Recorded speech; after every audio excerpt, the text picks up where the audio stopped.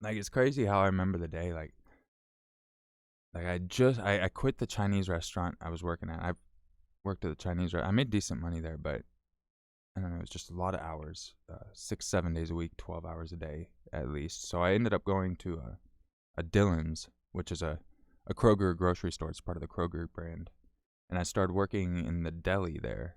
And I think I was there probably 6 months or so at that point, and it just happened to be that day I actually talked to the store manager too and told him that someone asked if this was recently. No, this was 9 years ago.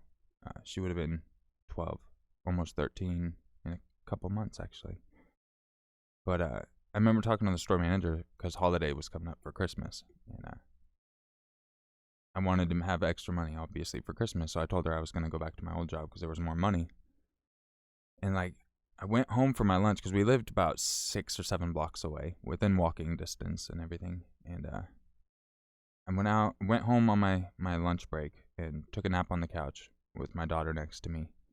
And like, when I left, I gave her a kiss, said I loved her, and that was, I don't know if that's luckily, but I mean, at least that was the last thing I said to her, because that was actually a yeah, that was the last time I saw her. And then I went back to work. Ooh, this is harder than I thought, man. I went back to work, and man, was taking the grease out, and I remember hearing sirens and shit.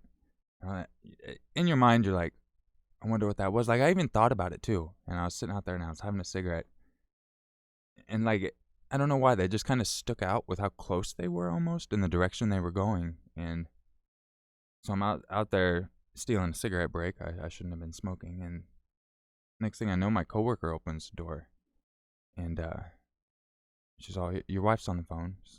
Okay, I go inside, and she just says, "Baby's hurt," or "Baby girl's hurt," or something like that. And I remember I just hung up and took off running home.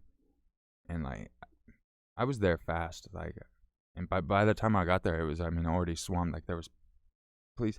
Cause like, we lived in a really big ass house, but it was like kind of cut off. So a majority of the house was just storage type of thing. Like, it was split up.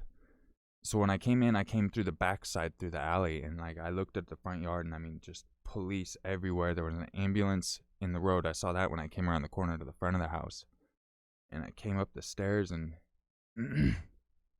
um, uh, yeah, I looked in the living room, and it was just a puddle of blood. And like, I remember seeing like chunks in it too. Like, that was what tripped. Like, chunks. Like, they told me it was blood clots or later, and I mean, I was just sitting there like, how in the fuck did that? How does that come out? You know what I mean? And like, I remember the officer telling the other, like, there was officers in the house, and then there was officers all surrounding me, and like, first thing one said is like, that was quite a run. And I just brushed my eye. I'm looking at a pile of blood, and that's what he says to me. And then the other officer that's inside, she was a female. She was the one telling them to make sure I didn't fall off the steps because it looked like I was going to pass out. And I remember she wasn't in the house at that point. I guess they already had her in the ambulance, and it just felt like forever that they just sat there in the ambulance without actually going to the hospital. I mean, I don't know the actual time frame, but time definitely slowed down. Like, I was still trying to process what had happened, you know? And they end up finally taking her, and the other officer, like, this is where the officers like kind of split up. There were some that stayed there, and I remember they were saying they were gonna take a whole bunch of stuff as evidence or some shit, and I was like, whatever, I don't care. And then the other set of officer, the female one as well, took it, gave. I just need to calm down. And gave us a ride to the hospital, and we were sitting in the back, and like, fuck, this is hard, man. Like, I feel like I'm on the edge of tears, and this sucks. um, Someone asked if this was recent. I think I answered that. This was like 9 years ago. Her name was Charm, by the way. But I remember we get to the hospital, and they take us in a back room, and I don't even know how long we were there. Like, and then the doctor just walks in, and then that's when they just said, I'm sorry, there's nothing we can do. And like before he even said anything, I just broke down. Like I was bawling my eyes out. And yeah, it was they asked if we wanted to see her. And no, I didn't want to see her with all the tubes and everything. I wanted the last time I saw her to be when I left for work, And man, like immediately they like took us out of the back and just gave us a phone book, and it's like, find a funeral home. And I mean, like yeah, that was, even just thinking back, like I was just bawling, and we're both bawling, my ex-wife, and like everything's upside down. They're like, find a funeral home. I'm just like, fuck, and do that. And then that's when the officer asked if we wanted to ride back, and we said no. It was miles back to our place, but we weren't in a rush to get back, you know what I mean? So we just walked, cried the whole way, and then I got man, this is rough. Especially with so many people watching too. But like I said, this is one of those things that's, it's nice for people to hear, so that way they can hopefully not have it happen to them or a loved one, And so I actually went back to work, because in my mind, walking home, I'm just thinking about, I'm gonna have to clean up her blood and everything when I get home. So I walked back into the store, and I remember the store manager was there, the one I had just, and as soon as I ran home, I guess the store manager found out I ran home. This was before, like while I'm looking at a puddle of blood, right before we go to the hospital, the store manager calls. She thought I quit, so she offered me a huge raise. She's like, hey, we'll give you a raise, stay. So when I came back, I think she thought that, I was accepting that, because she had a big smile on her face and everything, And like as soon as she just smiled, I broke down again. And then we went upstairs to the office, and that was when the assistant store manager came in, and they were wonderful, amazing people, Linda and Wanda. Actually, I still have Wanda on Facebook. Super awesome people, really supportive, helped out a lot. And they ended up, they asked me if I wanted to go back to work, and obviously I said I didn't know. I mean, I don't know where my head was. I didn't know. Got done talking with them, and then went and told the people I'd worked directly with what had happened, And then I remember just standing in the cleaning aisle looking at all the chemicals, and I'm like, what's going to be the best for getting blood out of the carpet? And like I was there for so long just crying. I probably looked like a fucking weirdo. Imagine just walking into the store and see someone standing in the cleaning section just bawling their eyes out. And then got that, and then went home the rest of the way. That was like another 7 blocks or so, 6-7 blocks. And I don't know what's up with the sounds. Sorry with the sounds. I'm gonna go ahead and get with the super chats later, guys. Sorry, I don't want to keep, please don't be mad. I'll go back. I can see and everyone, and I really appreciate everyone, But I ended up getting, actually I'm gonna mute my sound so I don't hear anything. Sorry if the sounds come through. I don't know how to turn it off. I've tried for like a fucking week. I unlinked all that shit. I don't know what I'm doing, so I'm sorry. Okay, so I got home, and I don't remember actually, honestly, much of getting home. Like the next thing I remember actually getting home is holding a bloody rag while I'm cleaning, because I wasn't having my ex do it, and I'm just, and then the thought that was going through my mind is like, this is the last time I'm gonna hold her, like it's an intense feeling, and I got a call. We were organ donors, I still am, because if I can help someone, I'm going to. So then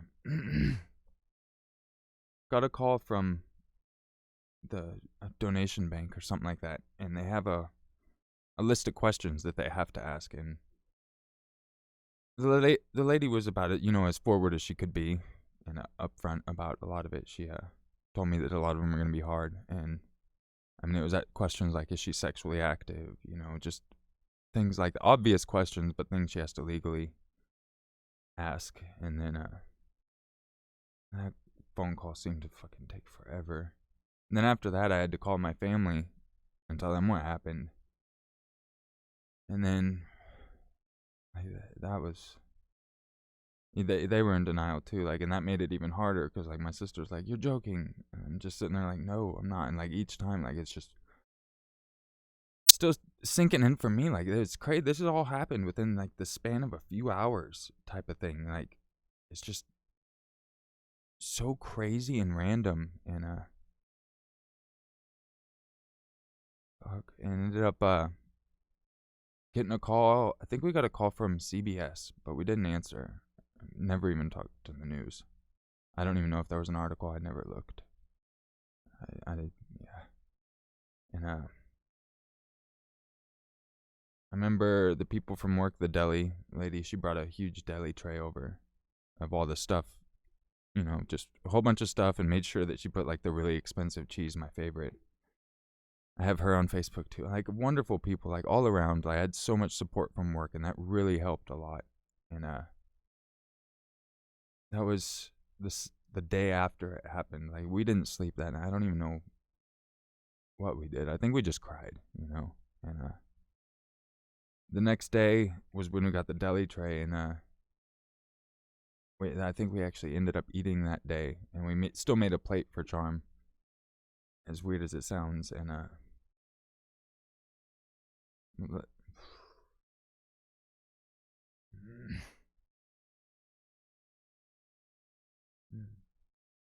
it's so weird having so many people watch me too.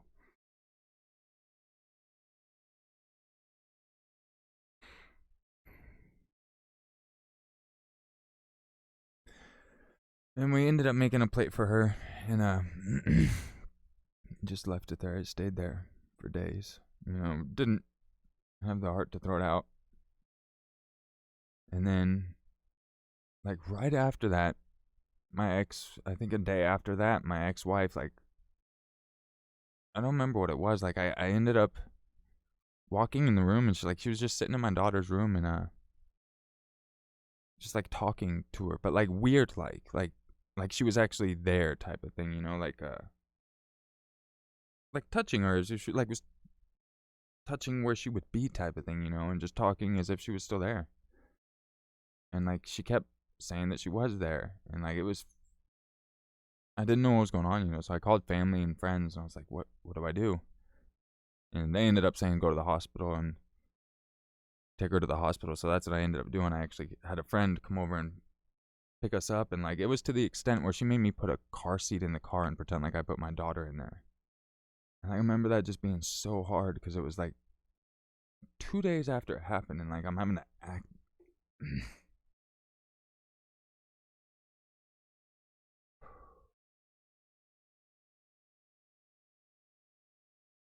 Yeah. So when we get to the hospital, they actually put us in the same room we were sitting in. And then, like, that was when she kind of just, like, almost snapped out of it and then just started crying or something. And then not long after that, I think a couple days after that, we had our daughter had a poodle named Chocolate, and the dog just randomly died. It was a puppy too, and it just randomly died. Like, I assume it was a broken heart. And, like, that was just when the weird stuff started happening. Like, where we were at, there was a lot of kittens running around, and my daughter had wanted one, so I actually took her out there with me, and we caught a kitten. The first one we caught was ugly, and this was all mentioned in my story too. The first one we caught was ugly, and we let it go. And then I caught another one, and that thing was wild. So I brought it back to the storage side of the house and kept it back there for probably not even a week. And then that thing was just purring and loving the love and all that. anyways, what comes to happen is after my daughter passed away, and we're sitting home one night, and the mama cat of that kitten just starts meowing at our back door, and I open it, and it runs away. So I close the door, and then I open it again because it's meowing again. And like this happened like 3 or 4 times, and then finally on the last time I just stood there, like wondering what the fuck this cat was doing. And then that ugly cat, I think it was the ugly cat, ended up jumping up and was so sick, like so sick. And we couldn't save it. We tried force feed. I think it had distemper or something, and like it was just so weird, like that the mama cat like brought another cat to us. Cause like even after we tamed her other baby, we'd open the door and let it go outside and play and just call it in. It was so random. But yeah, I just remember watching the news every day after it happened, and every day that week another child died just in the US alone, there was Reno. It was just from coast to coast accidents, and like it's just one of those things a lot of people don't think of. There's some that do, and then there's also some that like to harp on me for not knowing at the same time. And then there's some that aren't so nice about it, and I think those ones, like, I can admit, yeah, I should have been a little more vigilant and known, but I didn't know, and the state didn't know, friends didn't know, family didn't know. A lot of my friends still now don't know. Even one, I almost hit this guy I worked with. He tried saying it was my fault because of everything, and I almost punched him right there, but I needed my job. This was years after. Later on, he invites me over to his house, and he's got a girl the same exact age. I walk in, and he's got this massive television just sitting on this rickety-ass thing, nothing to the wall and everything. I'm just looking at him like, I fucking should have knew, huh? And a lot of the people that like to try to poke fun are the idiots that have the same shit going on. They just try to think their shit don't stink. So yeah, I don't deal with that shit. And yeah, it's just it's crazy how many people it affects too. It's you never think about it beforehand. Like, you do, but you don't at the same time. Like it's something that it sucks. It's never gonna happen to you, type of thing. And then it happens, and then you see how often it happens. How often people are losing their babies, and it's crazy. To think that fast.